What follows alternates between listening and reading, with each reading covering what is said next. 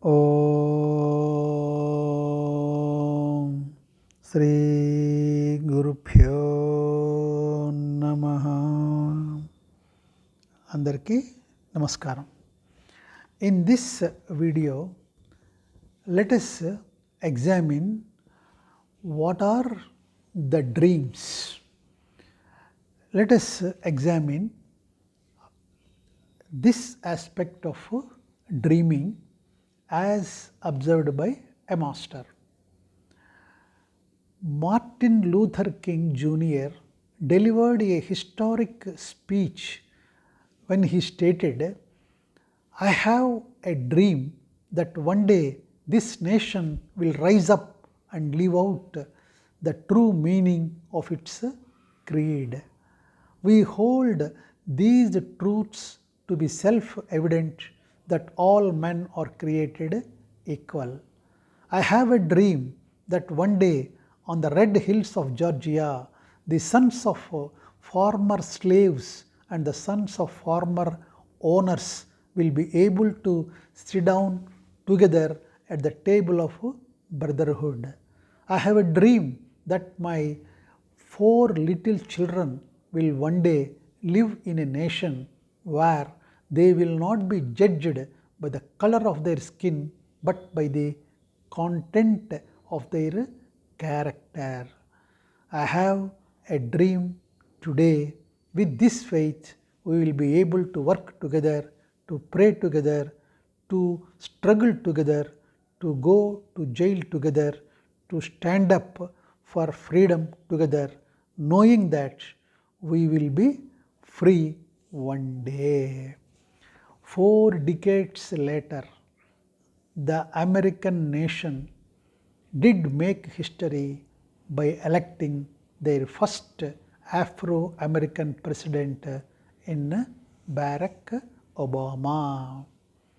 What was very significant here is that this dream was not implanted into the social consciousness during the best of times, but during the worst of times, when the blacks did not even have voting rights in USA.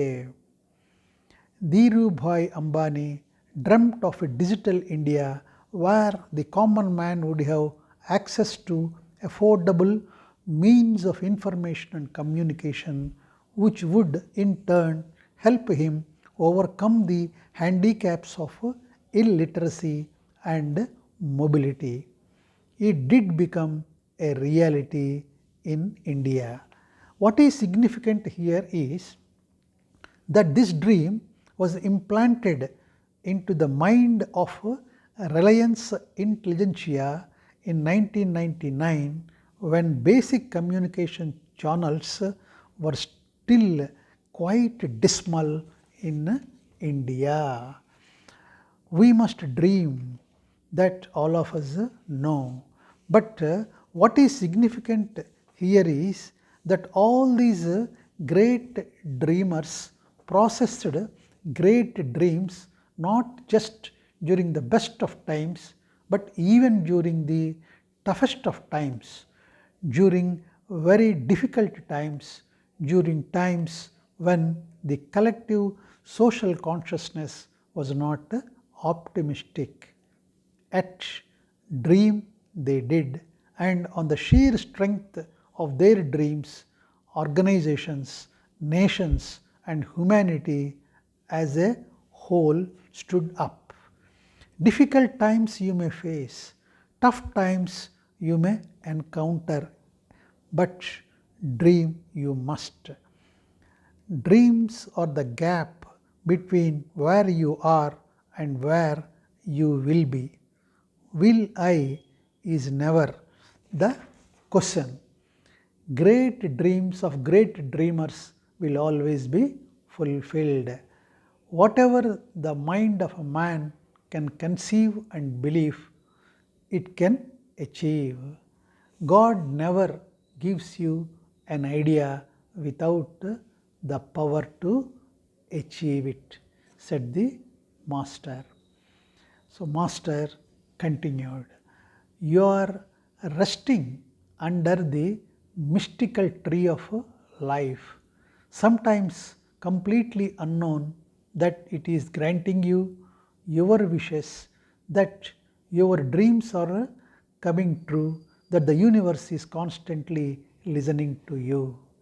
The beauty about this listener is that it is non judgmental. It makes no distinction between your good desires or bad ones.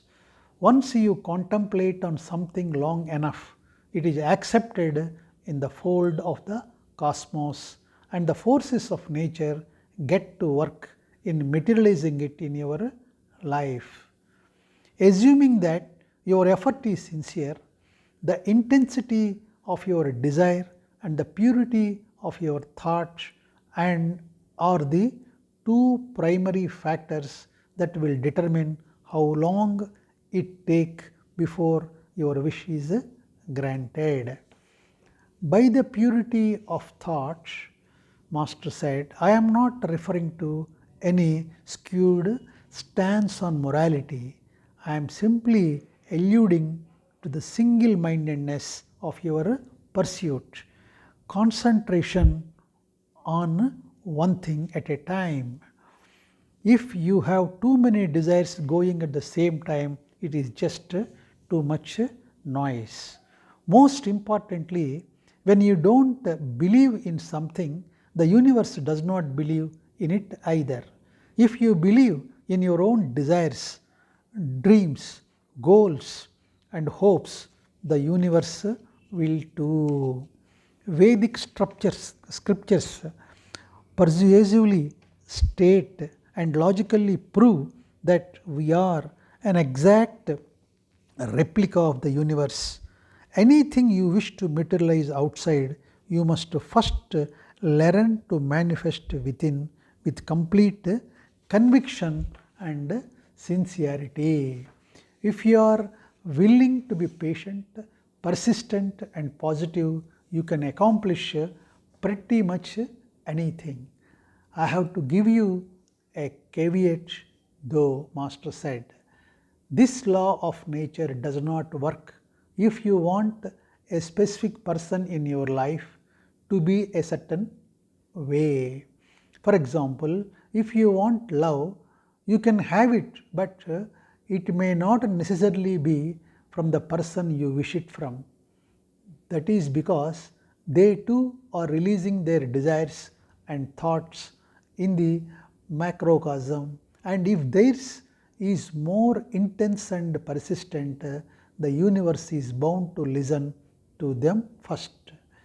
Your fears, thoughts, desires, expectations, dreams, hopes, they stem from a thought. Whatever you cling to ultimately manifests. Please remember.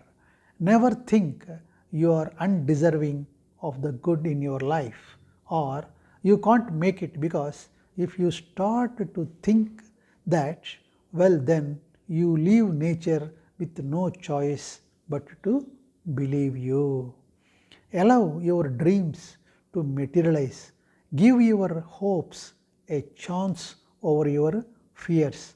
Let your conviction win over your doubts. You deserve to be happy. You deserve to live. You deserve to be here on this magical path. You deserve to celebrate your life, my dear, concluded the Master. So, thank you all.